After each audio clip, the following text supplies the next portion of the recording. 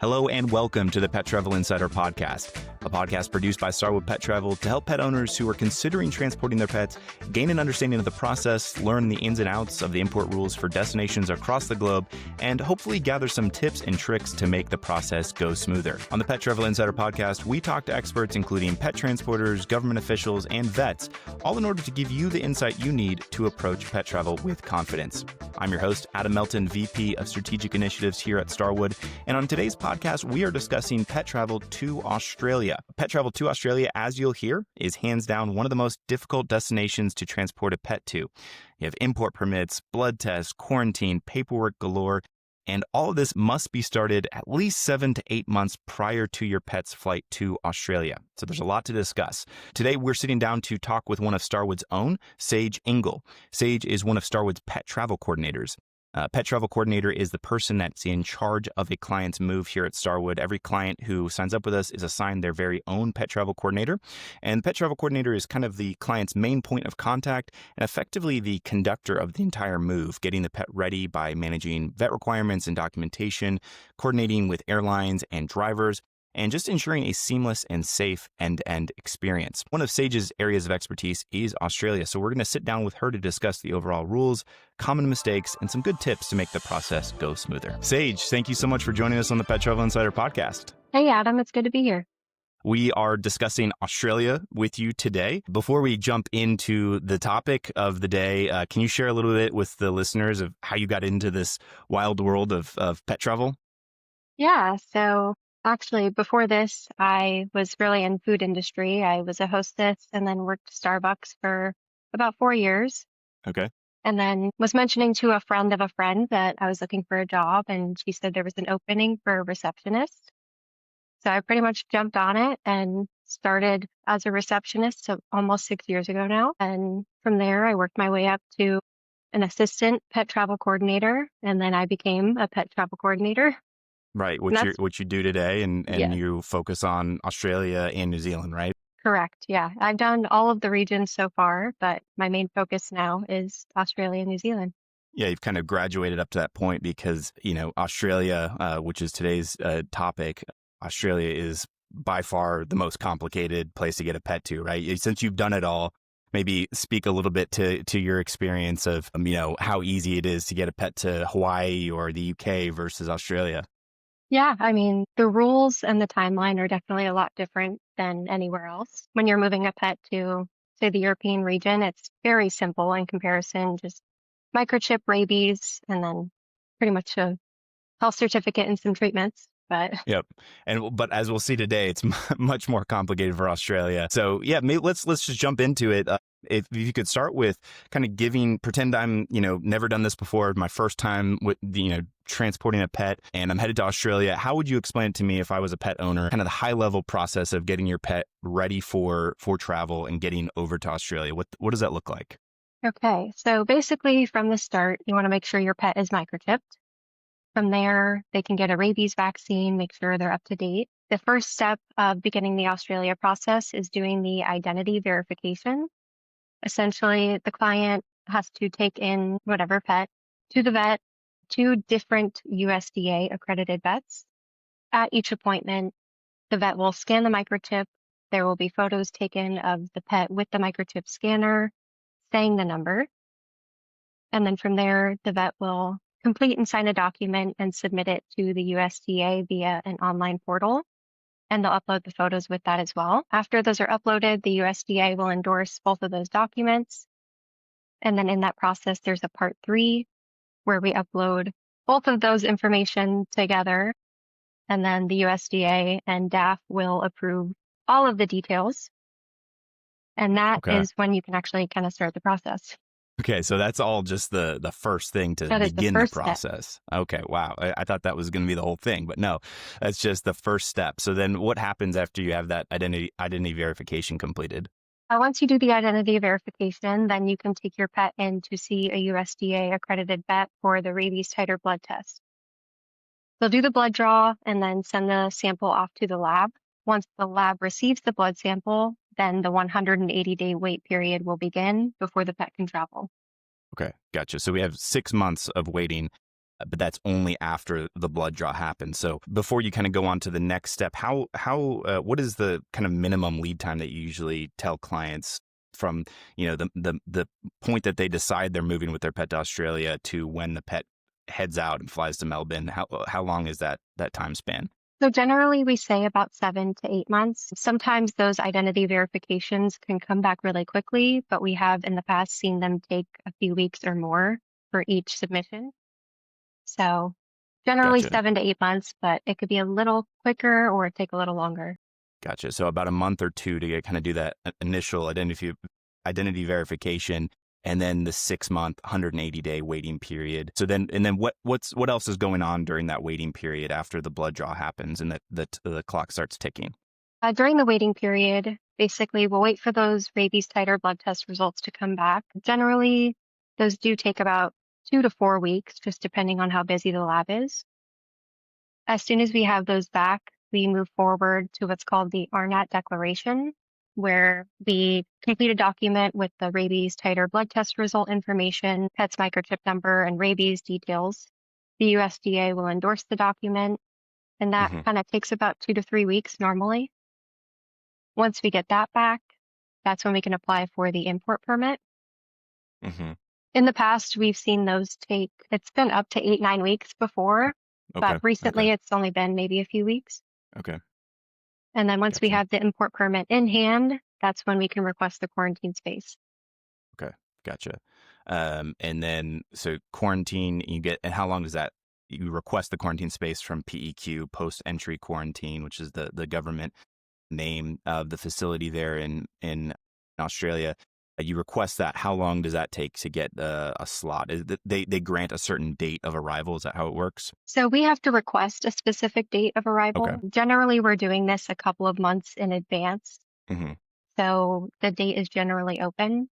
Gotcha. If they don't have it available, they'll let us know the soonest available date closest to it. And then they'll let us know, hey, you're confirmed for this day of arrival, and then the 10 days after.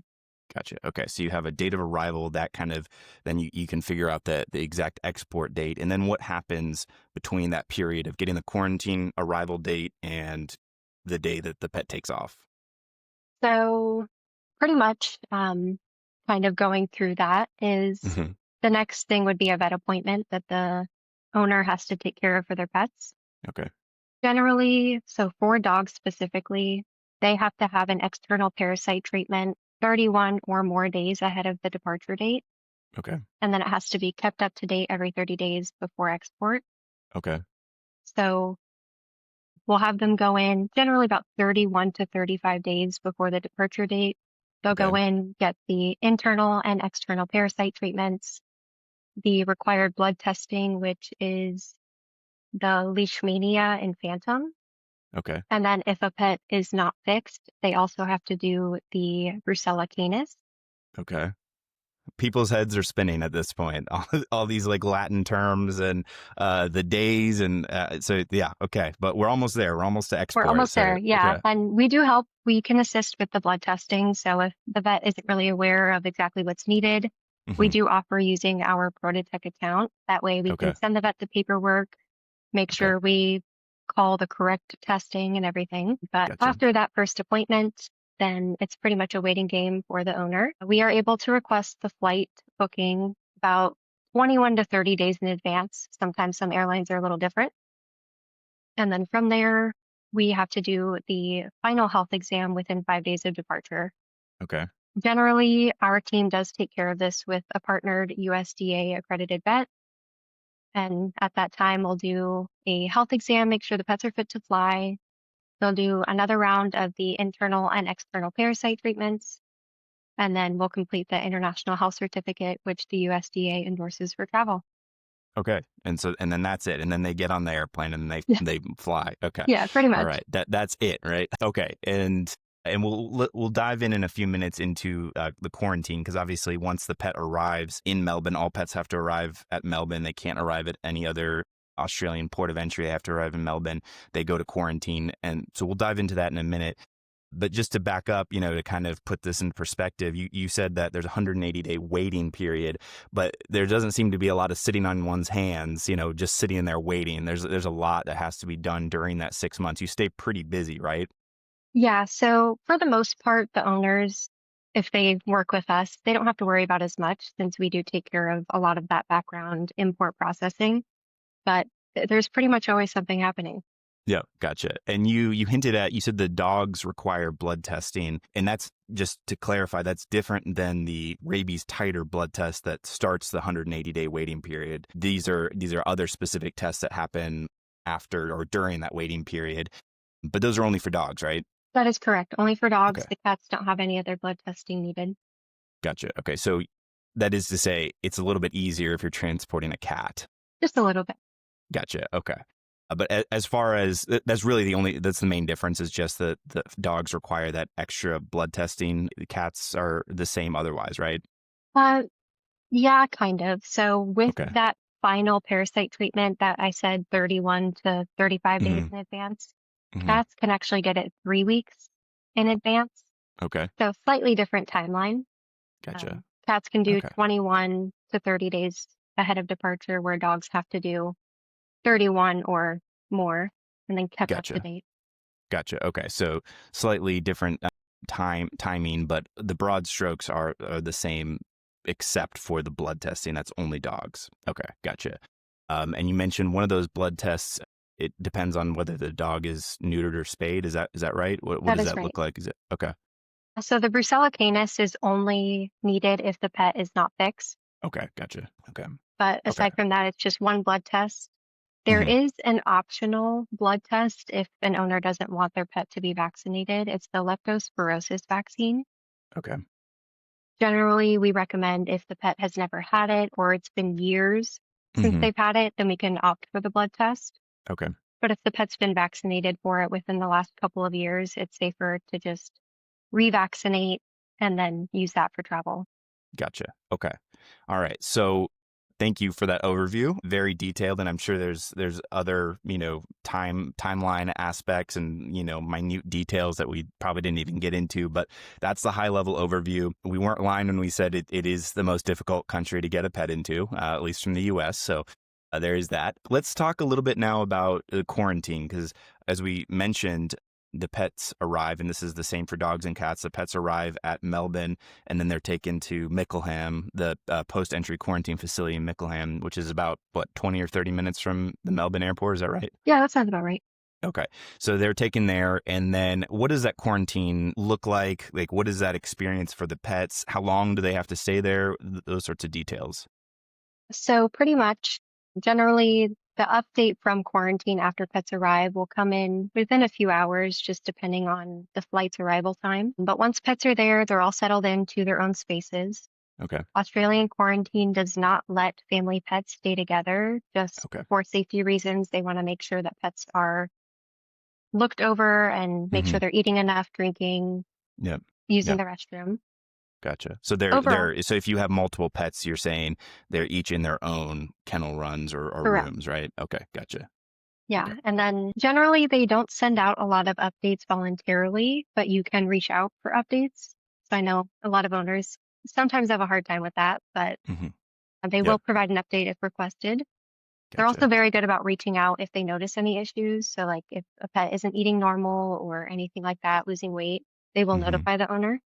Okay. Because the staff is checking on them multiple times each day, obviously Yeah, with food and water, but just doing welfare checks as well throughout the day, correct? correct. Okay. Yeah. And then What does the feeding look like exactly? Do you send food? Does the facility provide the food, or what does that look like? so they can provide the food if needed. The owners, if they want their pet to have a specific food or they need a specific diet, they can always order from local pet stores or even Uber Eats. They allow that. Yeah. Okay. So All right. you can send any specific type of food you want. Generally, they like it within 2 weeks ahead of the pet's arrival. But Okay. if needed, you Gotcha. can send it while they're there in case they're not Okay. eating much of Gotcha. what they have. Okay. But otherwise, you don't have to send your own food. That's just an optional thing if they're on like a really special diet or very finicky eaters. Otherwise, the facility has their own supply of food and takes care of that, right? Yes, that's right. Okay. Gotcha. Okay. So, and then how long is it? Because from what I understand, there's kind of two different timelines you can do for quarantine, 10 or 30 days, right? Correct. So basically, if you go through that identity verification that we spoke about, that Okay. one gets pets in for 10 days of quarantine. If Okay. you don't go through that process, then pets automatically have to quarantine for 30 days. Gotcha. Okay. So it's 10 or 30 days, and that's that identity verification we spoke about at the beginning. That is the difference maker between 10 and 30 days. You going through that process, even though it might take up to 2 months, of back and forth with two different vets and all that, you do save about 20. You save 20 days of quarantine, right? Gotcha. Okay. Cool. Anything else about the quarantine that people often ask about that you like to kind of make sure owners are aware of? Medication schedules is one thing. They do have somebody that watches the pets overnight, but it's not fully staffed through the night. Hmm. So people that need medication given at specific times or within specific time frames, it does kind of have to be altered.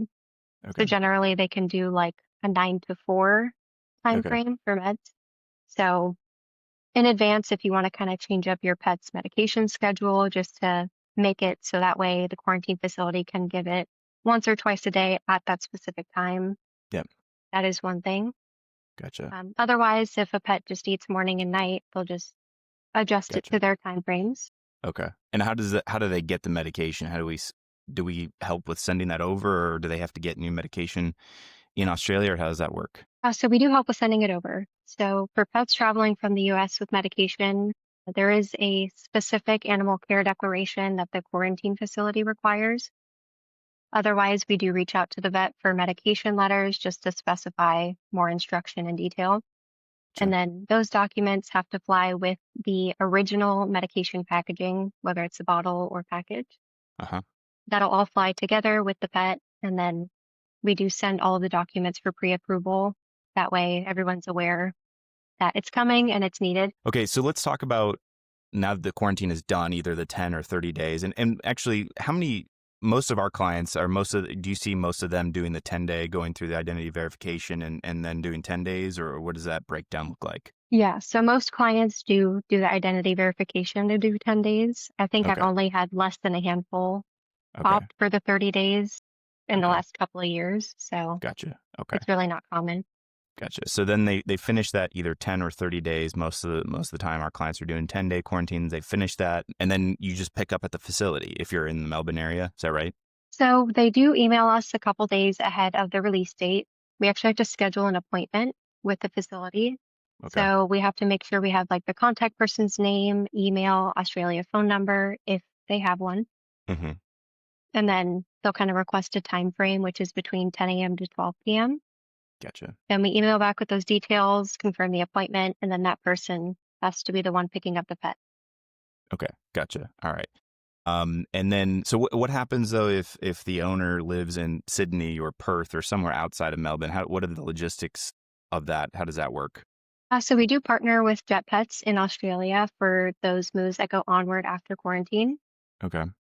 So basically, they help us with arranging the logistics of getting the pets from quarantine to the airport. They book the flight.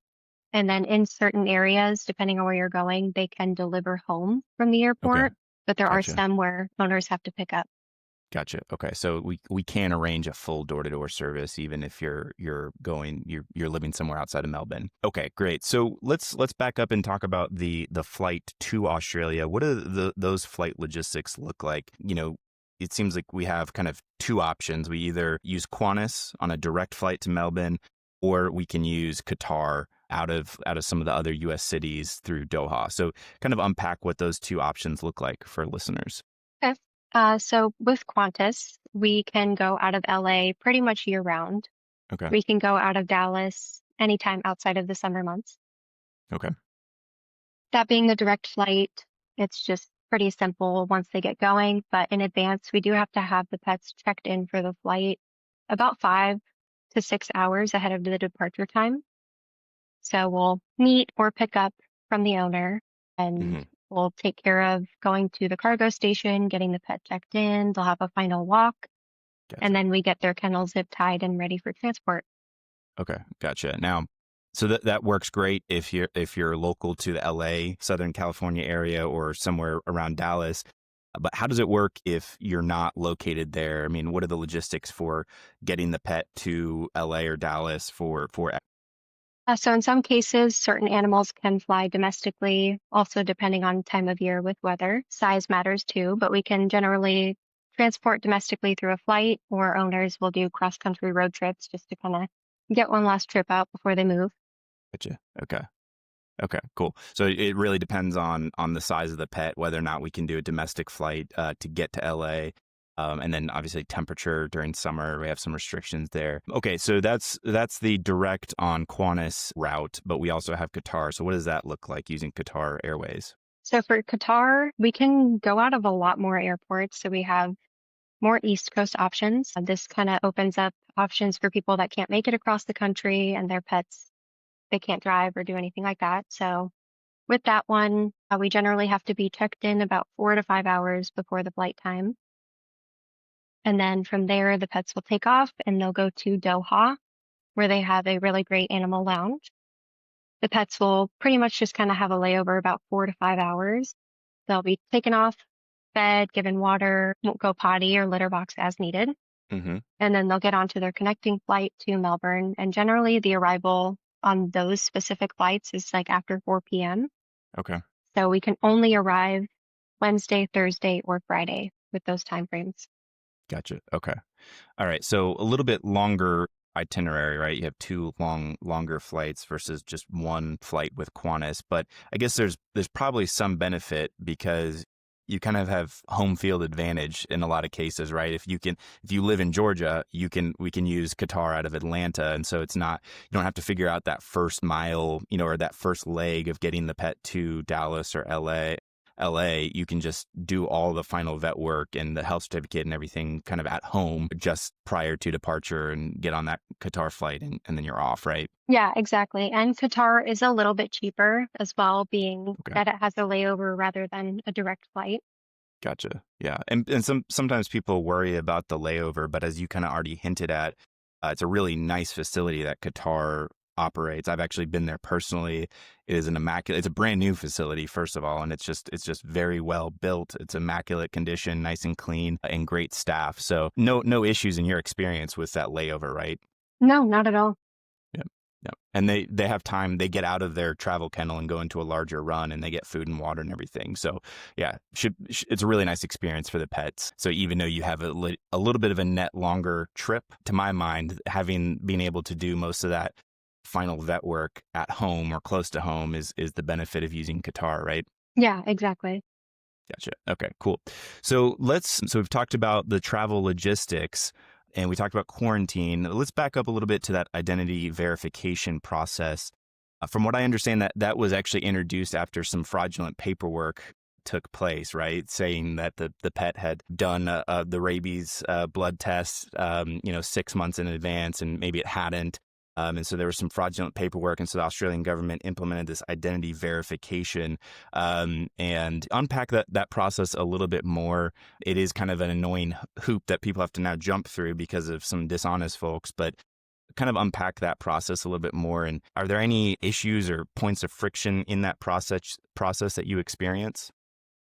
Sometimes a lot of vets don't want to assist with this kind of process. So they'll either turn clients away or they'll say that they don't have any new patient appointments for quite a while.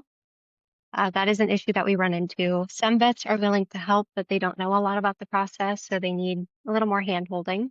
Mm-hmm. So it's just because it has to be two separate vets. One of those vets can be your USDA accredited vet, right? correct. Yeah. So it has to be two separate clinic USDA accredited vets. Okay, gotcha. Okay, so it can't, even if your clinic has two USDA accredited vets on staff, has to be two totally separate clinics. That is the preference. If in the case you live kind of in the boonies and this is your only option, then we can inform the USDA of the special circumstance, and that's why they're at the same clinic. But it does need to be the two different USDA accredited vets in that situation. Gotcha. So the friction is probably easy to get it done with your own home vet, your USDA accredited vet, the first one. But getting that second one done, that's where you're saying people run into some friction because clinics don't want to just do this random appointment that they've probably never done before. It's a new thing and it's a one-time thing for them. So you have some friction just getting that appointment. Yeah, exactly. Gotcha. Okay.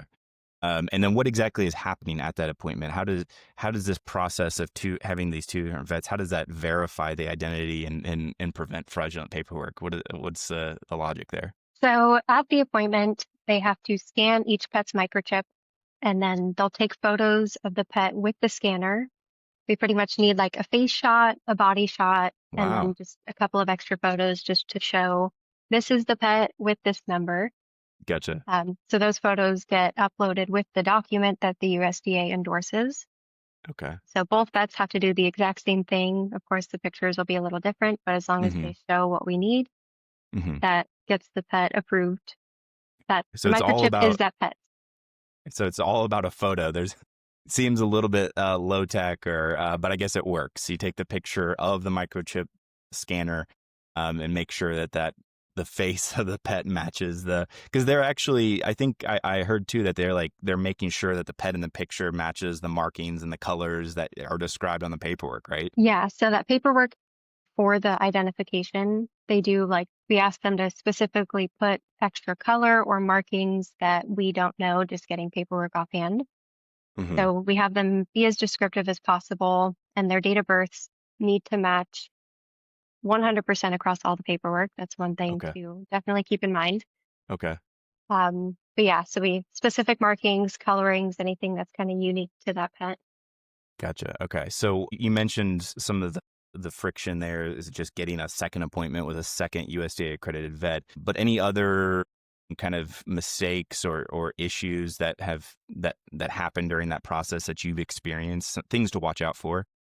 For the most part, anything that's come up is like maybe the date was listed incorrectly because they do have to have it day, month, year for those kinds of documents. So sometimes that'll be incorrect or something won't match across one or the other. So the USDA will send it back to be fixed. But for the most part, that's kind of been the biggest issue, I guess. Gotcha. Okay. And you said just based on the availability of the appointments to get that verification done, that process can be quick. It can be a few weeks, or sometimes it can take up to 2 months. Especially if you're, I guess, is it longer if it's harder to get the appointment? Is that kind of where the delay can kind of come into that process? In the past, it was the USDA that was actually kind of the issue. The owners were able to get the appointments within a couple of days of each other, but then the USDA took weeks to get the paperwork endorsed. Okay. Recently, I've seen some of the documents come back within a few days. So yeah, it could be a lot quicker or it can take longer, but we can never actually guarantee. Yeah, right. Yeah, there's so much outside of our control, outside of the owner's control, because you're relying on two separate vets. You're relying on two or three different actions from the USDA during the process. Technically 3 different actions. Okay. Gotcha. Okay. So 2 different vets, making sure they do the documentation correct, making sure they take good pictures, and then 3 different responses or actions by the USDA. So, yeah, it seems like it's improving that process. It's getting a little smoother, especially because it is a newer process. So it took a while for the USDA even to kind of get their heads around that process, but it seems like it's improving to some extent. But, assuming you get through that first hurdle, everything's good, you get the verification done. What are some other potential pitfalls that clients or issues that might happen during the preparation period, during that 6-month waiting period? The most that could really mess things up is if a pet's rabies vaccine were to lapse, or say they already did the blood test, the rabies titer blood test a while ago. That is only valid for 1 year. Okay. And you have to keep the rabies up to date within that time frame too. So say the rabies vaccine expired, or you passed that year mark for the rabies titer blood test, and then you were like, oh, I need to redo it. That restarts the 180-day wait again. Gotcha. Okay. So do you generally recommend, if someone's watching this and they haven't really started the process yet, but they know that they need to do that blood draw to start the 180 days, you would recommend just hold off on that, get signed up with a professional pet shipper like Starwood? Don't do that because you have to do the identity verification first anyway, right? Right. but it's just kind of important to wait until you have that done before you do the blood draw and start that waiting period, right? Yeah, exactly. Because I have had people sign up with us and they already did the rabies titer blood test, not knowing about the identity verification having to be Mm, done beforehand. gotcha. Okay. And so then you have to do another blood Pretty draw, much right? restart. Yeah. Okay. So you don't have any advantage. You're not getting ahead of that 180-day waiting period because then you just end up having to do it again. Okay. Gotcha. So, and then what about the import permit? How long is that valid for once you get that? The import permit is valid as long as the rabies titer blood test is valid.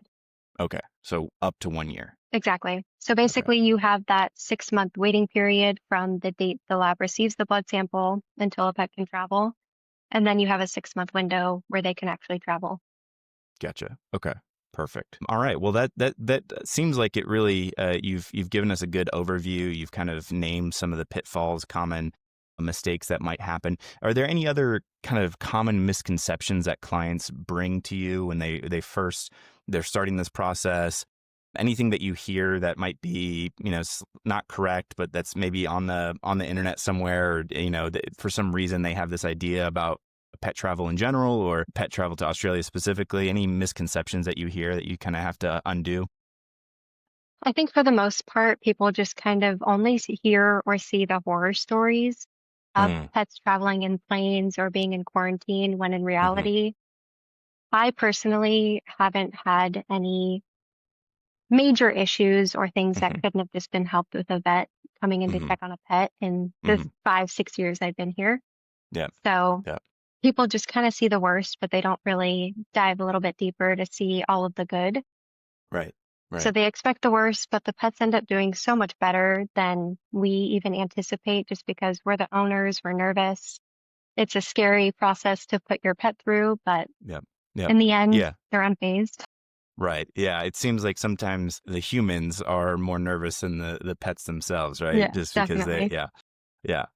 That's good to hear that, you know, in almost all cases, things just go down totally seamlessly. And obviously, you've been doing this for 6 years and you're doing it every single day, success after success. So that's good reassurance for listeners who are, most people haven't moved with their pets, across the country, much less across the world into a destination as complicated as Australia. So, yeah, it's really good to hear that you're doing this day in and day out with success. Yes, there are some common pitfalls and issues, but so long as you kind of trust the process, trust the expert, you let Starwood, take the lead on it, things go down without a hitch, right? Yeah, exactly. Awesome. Well, thank you so much, Sage. I think you've really helped our listeners kind of get their head around the process to Australia. Absolutely. I'm happy to help. And I want to thank our viewers for joining us today. If you have more questions or need help with your pet's upcoming move, please feel free to visit our website where we have tons of free resources and where you can easily request a quote for our services. And be sure to subscribe to our channel so you can stay up to date on all the podcasts we have coming up. Until next time, I'm Adam Melton for the Pet Travel Insider Podcast. Thanks for listening and safe travels to you and your furry friends.